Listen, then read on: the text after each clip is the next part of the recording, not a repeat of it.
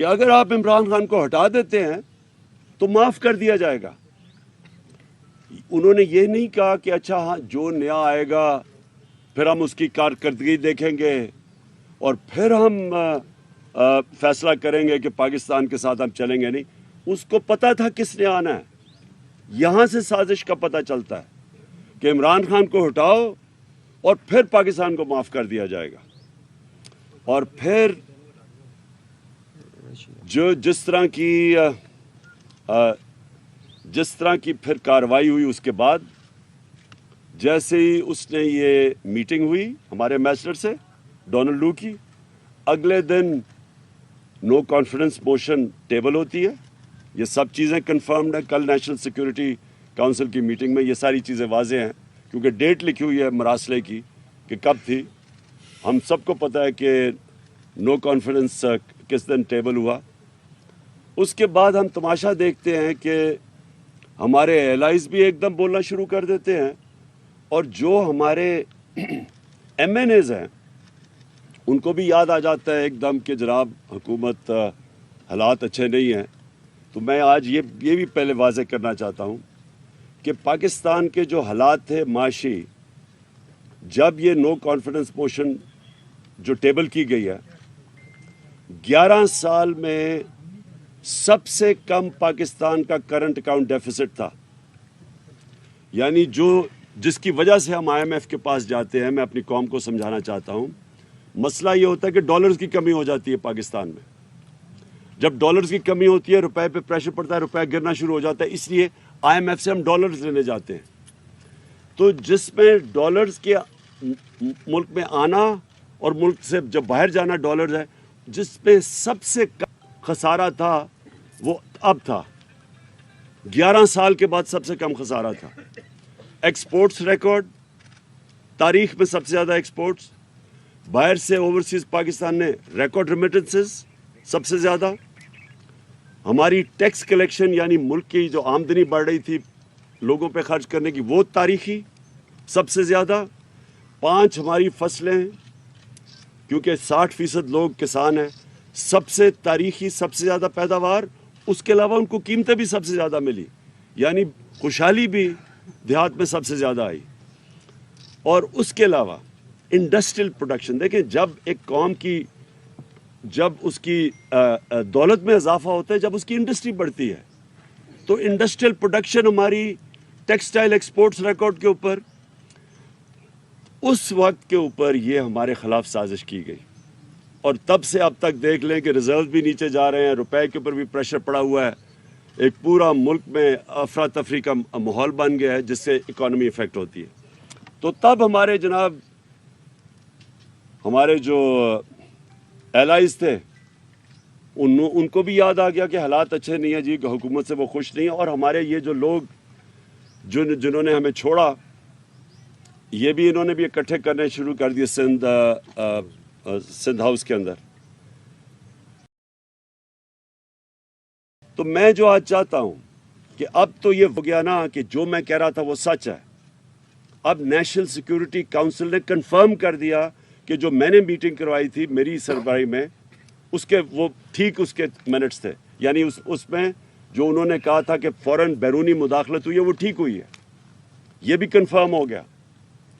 یہ بھی کنفرم ہو گیا کہ جب ہم نے ان سب کو بلایا تھا نیشنل سیکورٹی کونسل کی میٹنگ کے بعد کہ پولیٹیکل ہیڈز آ کے ملے, ہمارے ایلائز آ کے ملے, کیونکہ مجھے پتا تھا کہ زیادہ تر لوگوں کو سمجھ نہیں ہے, انجانے میں سازش کا حصہ بنے ہوئے تھے. لیکن مجھے اتنا بھی پتا تھا کہ لندن میں بیٹھ کے اس نے پوری سازشیں کی بیرون ملک کے ساتھ, اور یہاں جو چھوٹا بھائی تھا وہ پوری طرح ملوث تھا اور زرداری پورا ملا ہوا تھا, کیونکہ وہ سازش باہر کی کبھی کامیاب ہو ہی نہیں سکتی جب تک آپ کو اندر میر جعفر اور میر صادق نہ ملے.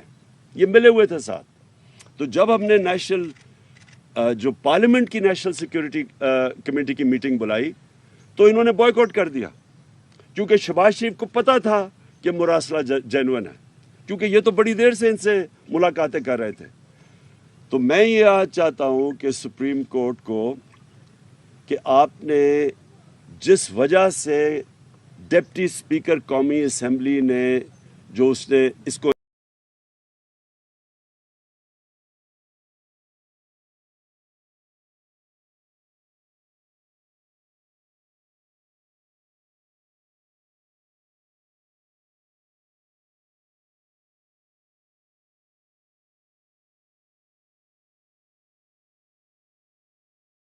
खिलाफ ये इतनी बड़ी वारदात की गई है जो कि इनकी हुकूमत ने भी अब साबित कर दिया। तो इसके ऊपर इसलिए मैं आज अपने सुप्रीम कोर्ट को कहता हूं कि आपकी ओपन इसकी हेयरिंग करें। और मैं इसलिए कहता हूं कि अगर आपने ये ना की, कोई पाकिस्तान का प्राइम मिनिस्टर धमकियों के सामने खड़ा नहीं होगा, कोई हमारा प्राइम मिनिस्टर ये नहीं होगा कि अपने मुल्क की मफादात के लिए बैरूनी जब दबाव आएगा वो हाथ खड़े कर देगा। जनरल मुशर्रफ ने हाथ खड़े कर दिए थे जब बाहर से धमकी मिली थी कि हमारी जंग में शामिल हो। जनरल मुशर्रफ ने एनआरओ दिया था जब कॉन्डोलीजा राइस ने मीटिंग की थी उसके साथ और बेनजीर को इकट्ठा किया था, एनआरओ तब हुआ था। ये बैरूनी मुदाखलतें थी सारी, जिन्होंने पाकिस्तान ने बड़ी भारी इसकी कीमत अदा की है। 80,000 लोग मरवाए, अपने मुल्क को तबाही, खुदकुश हमले हो रहे हैं चारों तरफ, कबायली इलाका उजड़ गया, $100 अरब से ऊपर कौम का ज़ाया हो गया, वो एक धमकी की वजह से। और जब इकट्ठा किया कॉन्डोलीजा राइस ने बेनजीर और मुशर्रफ को तो एनआरओ दिया, उससे 4 गुना पाकिस्तान का कर्जा बढ़ा। तो आज अगर अपनी सॉवरेनिटी के लिए हमारे इदारे नहीं खड़े होंगे, हमारा सुप्रीम कोर्ट नहीं स्टैंड लेगा, इसके ऊपर सही माने में इन्वेस्टिगेशन नहीं करेगा, तो हमेशा के लिए पाकिस्तान के वजीर आजम सरबरा धमकियां बर्दाश्त नहीं करेंगे। वो अपनी कुर्सी बचाने के लिए हाथ खड़े कर देंगे जैसे पहले होता रहा। तो मैं दूसरी चीज ये चाहता हूं कि जब सुप्रीम कोर्ट इसको इन्वेस्टिगेट करेगी, तो ये जब इन्वेस्टिगेशन होगी तो पता चलेगा कि जो सफारत खाने थे, ये बैरून मुल्क सफारत खाने, कौन कौन लोग इधर ज्यादा जाना शुरू हो गए, कौन से ओपोजिशन लीडर से इन्होंने ज्यादा मुलाकातें की, और सफारत खानों का क्या काम था उन लोगों को बुलाना जो वो समझते थे कि तहरीक इंसाफ में खुश नहीं है, उनको बुलाना शुरू कर दिया। जिन्होंने सबसे पहले जो अपने ज़मीर बेचे और जो लोटा हुए, उनको पहले से बनाना शुरू कर दिया था सफारत खानों में। ये इन्वेस्टिगेट होना चाहिए। कैसे पहले से ही मीडिया के अंदर बातें शुरू हो गई, बड़े नामवर सहाफ़ियों ने पहले से लिखना शुरू हो गया कि इमरान खान की हुकूमत के खिलाफ साजिश शुरू हो गई। वो मुझे भी सारी खबरें मिल रही थी, हमें भी ये सारा पता चल रहा था जनवरी से, जब ये सारी गेम शुरू हुई थी, हमें ये सारी चीज़ें पता चल रही थी, क्योंकि हमें खबरें आ रही थी कि ये कैसे किधर लंदन में कौन कौन लोगों से मुलाकातें कर रहा है, जिधर से ये शुरू हुई थी गेम। तो मैं आज इसलिए ये कहना चाहता हूं कि हमारी जमहूरियत, हमारी आज़ादी के लिए आज ये सबसे बड़ा खतरा बना है, और अगर हमारे इदारे आज नहीं खड़े होंगे इस कौम की खुददारी और आज़ादी के साथ, तो ये तो गुलामों की, करप्ट लोगों की गुलामी के अंदर हमें ही नहीं, सिर्फ हमारे बच्चों को का मुस्तकबिल खतरे में। मैं ये दूसरी चीजें पूछना चाहता हूं आज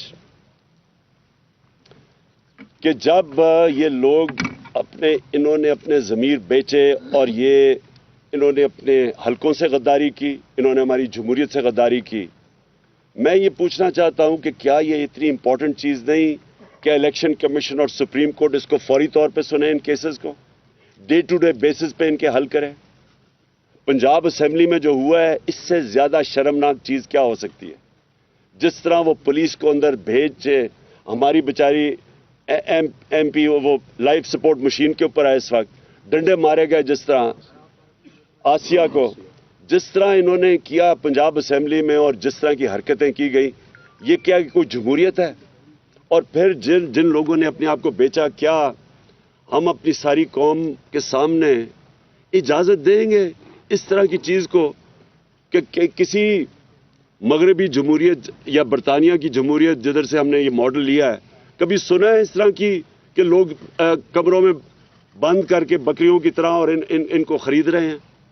कभी यहाँ कहीं हुआ है? तो मैं हैरान हूँ कि हमारा ना सुप्रीम कोर्ट के अंदर ये वो अर्जेंसी है, ना वो इलेक्शन कमीशन के अंदर है। और इलेक्शन कमीशन का तो मैं ये वाजे कर दूं आज कि इलेक्शन कमिश्नर को रिजाइन करना चाहिए। देखिए, जब मैच खेला जाता है तो अंपायर के अंदर दोनों टीमों को मानना चाहिए कि अंपायर ठीक है। जब एक जज केस सुनता है तो अगर एक पार्टी ये समझे कि जज के ऊपर उसको एतमाद नहीं, तो वो रिक्यूज करता है अपने आप को। जब एक पाकिस्तान की सबसे बड़ी पार्टी ये कह रही है कि इलेक्शन कमिश्नर इतना जानबदार किस्म का आदमी है जिसके ऊपर हमें कोई इत्मीनान ही नहीं है, सारे फैसले ही हमारे खिलाफ करता है, और जब चाहता है तो किसी के ऊपर एक्शन ले लेता है और जब चाहता है नहीं लेता, क्योंकि डिपेंड करता है कि वो कौन सी पार्टी में है। तो जब इसके ऊपर हमें इत्मीनान ही नहीं है तो इसको रिजाइन कर देना चाहिए, क्योंकि ये एम्पायर बन ही नहीं सकता। और इसी तरह मैं सुप्रीम कोर्ट को आज कहूंगा कि 63A इतना इंपॉर्टेंट है। अगर ये लोग अब सारे बच जाएंगे और ये साजिश का हिस्सा पैसे भी ले लेंगे, साजिश का हिस्सा भी बन जाएंगे, और अगर कोई एक्शन नहीं लिया जाएगा इनके ऊपर, तो आपने तो दरवाजे खोल देने हैं कि हर किस्म का आदमी पॉलिटिक्स में आएगा, अपने ज़मीर इलेक्शन वोट लेके आएगा और ब्लैकमेल करने के लिए अपने आप को बेचेगा। तो ये तो हमारी पॉलिटिक्स और हमारी जमहूरियत की नेगेशन है। मैं आखिर में आज जो हम करने जा रहे हैं, आज जो हम अनाउंस किया है, मैंने आज हमारी मीटिंग की है, मैंने अपनी सारी तंजीमों को आज तैयारी करवा रहा हूं। अब से सारे हमारे पाकिस्तान के अंदर गांव लेवल के ऊपर, मोहल्ला लेवल की तंजीमों को मैंने आज इंस्ट्रक्शंस दे दी हैं। सब तैयारी करें इस्लामाबाद की हकीकी आज़ादी की मार्च के ऊपर। ये मैं डेट दूंगा इनको, लेकिन मैं तैयारी अभी से करवा रहा हूं, और इंशाअल्लाह ये इतना बड़ा ये अवाम का समुंदर आएगा इस्लामाबाद की तरफ, क्योंकि मैंने कभी कौम के अंदर इस तरह का शऊर नहीं देखा जो आज है उनके अंदर। कभी ऐसे नहीं हुआ कि 3 सबसे बड़े वेन्यूज़ पेशावर, 4 वेन्यूज़, पेशावर, इस्लामाबाद, कराची और लाहौर, सबसे बड़े वेन्यूज़, जो ये 11 पार्टीज उसका छोटा सा हिस्सा भी नहीं कोई भर सकती, वो चंद दिनों के अंदर सारे वेन्यूज़ के अंदर इस तरह के क्राउड आए हैं, क्योंकि अवाम में शऊर आ गया है। लोग बेदारी आ चुकी है, लोग समझ बैठे हैं कि इस कौम के साथ किस तरह मजाक हुआ है, और जिस तरह के लोगों को इन्होंने हमारे ऊपर मुसल्लत किया है, ये पाकिस्तान की तारीख में कभी भी ऐसे नहीं हुआ कि इतने ज्यादा क्रिमिनल लोग, जमानत पे लोग, तकरीबन 60-70% तो जो कैबिनेट बनी है वो जमानत पे लोग हैं। जो ये प्राइम मिनिस्टर भागा फिर रहा है इधर उधर, जिस तरह ये सवाई फीते काटने का और इसको पता ही नहीं है। इससे सवाल ये पूछा जाए कि 40 अरब रुपए के आपके और बच्चों ने केसेस के जवाब देने हैं। 40 अरब रुपए FIA में और नैब में केसेस है इसके। कैसे हो सकता है कि ये अब बैठ के FIA के ऊपर पहले तब्दीलियां करवाएगा? ये किसी दुनिया में सुना है ऐसा? ये पहले तब्दीलियां कराएगा लोगों की, अपने लोग बैठाएगा, फिर जिस तरह रिकॉर्ड जलते थे वहां LDA में जो उन्होंने लूटमार की थी लाहौर में, उसी तरह वो रिकॉर्ड को टेम्पर करेंगे। ये कहीं दुनिया में नहीं होता। और ये कैबिनेट ECL के ऊपर 60-70% लोग हैं, ECL पे भी है, जमानत पे भी है। ये कहां दुनिया में होता है? और वैसे मैं कह रहा हूं कि मुझे भी ECL पे डाल दें, क्योंकि मैं वैसे ही बाहर नहीं जाना चाहता, लेकिन इनको इतना खौफ क्यों होता है बाहर जाने का? इसलिए कि पैसे बाहर पड़े हैं, जायदादें बाहर पड़ी हैं, पाकिस्तान को लूटते हैं। पैसा जब अरबों रुपए का बनता है तो वो बिस्तर के नीचे नहीं आता, इसलिए उसको बाहर भेजना पड़ता है, दुगना नुकसान करवाते हैं। तो मैंने अपनी सारी पार्टी को आज कह दिया कि हमारी मूवमेंट शुरू हो जाए। हर गांव मोहल्ले में अपनी तंजीमों को मैंने आज मैसेज पहुंचा दिया, अपने सारे MNAs MPs को बता दिया कि अपने लोगों को तैयार करें, और मैं इंशाल्लाह कॉल दूंगा इस्लामाबाद की हकीकी आज़ादी की बात।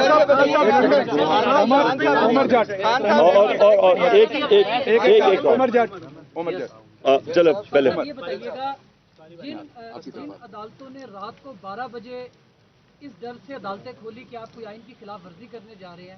جن عدالتوں نے 68A کی آپ کی پٹیشن جو ہے اس کو عید کے بعد ریفر کیا اور حمزہ شہباز کی جو بطور وزیر اعلیٰ بننے کی پٹیشن تھی اس کو فوری طور پر نمٹایا, ان عدالتوں سے آپ دوبارہ جوڈیشل انکوائری کی درخواست کر رہے ہیں, تو کیا ان کے فیصلوں کو آپ مانیں گے؟ اچھا, میں ایک اور چیز بتا دوں کہ 27ویں رات کو انشاءاللہ ہم شب دعا کر رہے ہیں.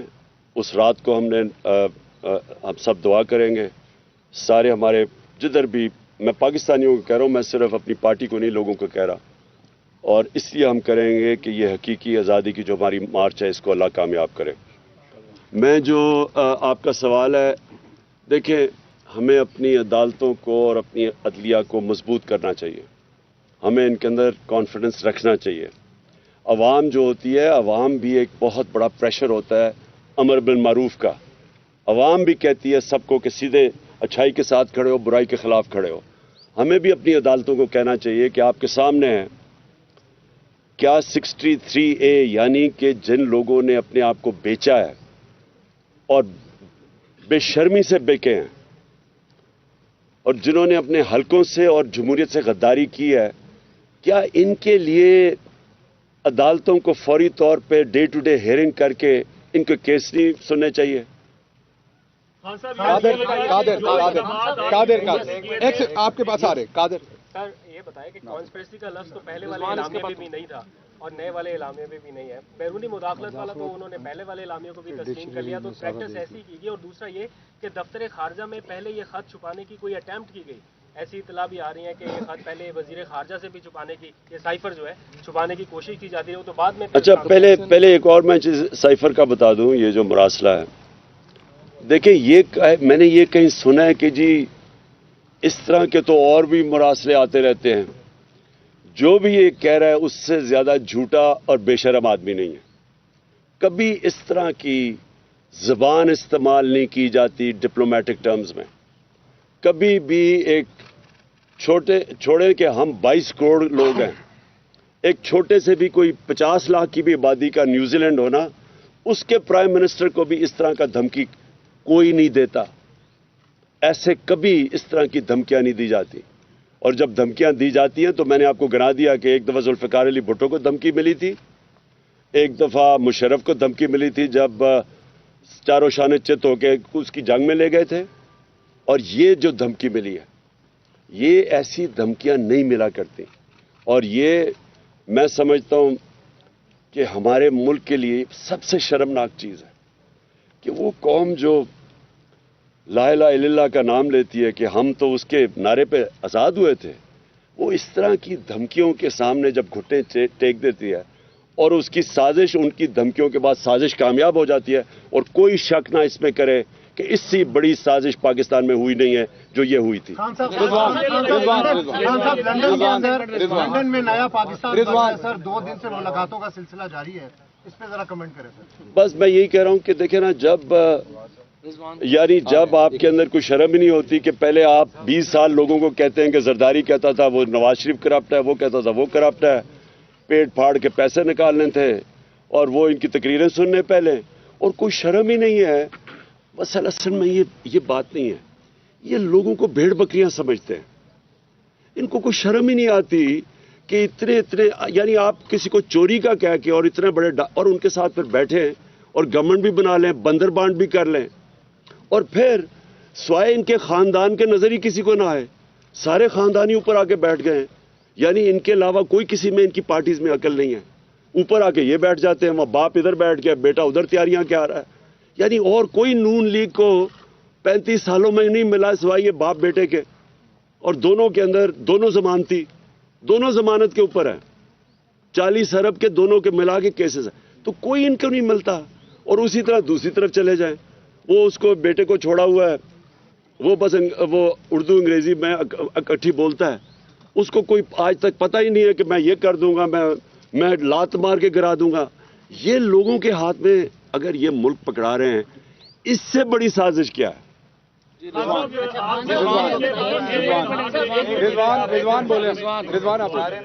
آپ کی حکومت کے بہت سارے ایسے اقدامات تھے جو موجودہ حکومت ریورس کرنے جا رہی ہے, اس میں اوورسیز پاکستانیوں کا ووٹ، EVM مشین. اب جب حکومت میں وہ بیٹھے ہیں، ان کے پاس پارلیمنٹ میں قانون سازی کا بھی اختیار ہے. پھر آگے یہ بھی کہا جا رہا ہے کہ شاید کچھ سیٹوں پر وہ ضمنی الیکشن کر کے وہ اس طرح کے بھی چیزیں کریں. تو اس ساری صورتحال میں آپ کا لائحہ عمل کیا ہوگا کہ وہ ایسے اقدامات جو آپ کی حکومت نے کیے تھے ان کو ریورس نہ کیا جائے؟ سر اس میں ضمنی لے لیں کہ الیکشن کمیشن کی جانب سے آپ کی پارٹی کو کے خلاف جو فارم فنڈنگ کیس ہے اس میں اور بالخصوص آپ کے اوپر کوشش کریں نااہلی کے حوالے سے، کیا کہیے گا؟ Thank you sir. دیکھیں، میں آخری جواب دیتا ہوں کیونکہ میں چاہتا ہوں کہ آپ مراسلے کو سامنے رکھیں. سازش ثابت ہو گئی ہے. پہلے کہہ رہے تھے، شہباز شریف نے کہا تھا کہ جی اگر مراسلہ صحیح نکلے گا تو وہ میرے ساتھ آ جائے گا. خدا کے واسطے میرے پاس نہ آنا. تمہارے طرح کے چور کو میں اپنے ساتھ نہیں رکھ سکتا. لیکن کم کم معافی تو مانگو میرے سے کہ کہہ رہے تھے میں ٹھیک نہیں کہہ رہا. اب تو کلیئر ہو گیا نا کہ وہ جینوئن ہے.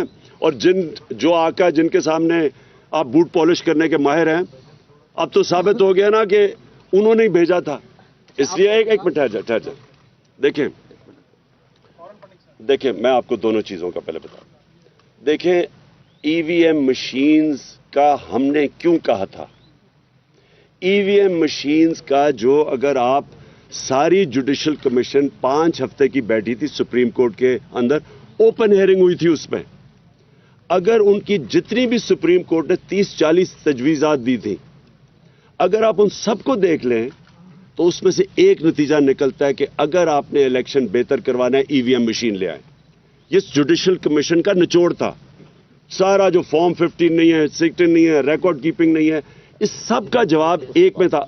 ریجیکٹڈ ووٹس سب کا ایک ہے کہ اگر آپ کے پاس EVM مشینز ہو یہ سارا مسئلہ حل ہو جاتا ہے. نمبر 1، اوورسیز پاکستانیز یہاں 31 ارب ڈالر انہوں نے بھیجا پاکستان. ہماری دور میں سب سے زیادہ پیسہ بھیجا ہے. یہ پاکستان کا سب سے بڑا اثاثہ ہے. ٹوٹل IMF سے پیسہ ملا ہے 6 ارب ڈالر. 31 ارب ڈالر انہوں نے بھیجا ہے.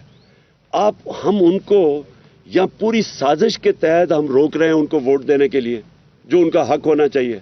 تو یہ جب دو چیزیں کریں گے EVM مشین اور یہ، اس سے کیا ثابت ہوگا؟ پاکستان کی جمہوریت کو نقصان. یہ جو مافیاز بیٹھے ہوئے جو سسٹم سمجھ بیٹھے ہیں کہ کیسے انہوں نے سسٹم کو چینج کر کے دھاندلی سے الیکشن جیتا ہے، یہ وہ ہوگا. ہم کوشش کر رہے ہیں فری اینڈ فیئر الیکشن کی. ان کی کوشش ہے کہ وہ پرانا طریقہ RO کو پیسہ کھلاؤ، نیچے سے سٹاف کو پیسہ کھلا دو، وہ جناب جعلی وہ ووٹیں ڈال دو. یہ اور پھر انہوں نے ووٹس بنائی ہوئی ہیں ہر حلقے کے اندر جعلی ووٹس. یہ سارا کچھ ختم ہو جاتا ہے EVM مشین سے. اس لیے یہ اس کو ختم کرنا چاہتے ہیں. ساری تنظیموں کو گراؤنڈ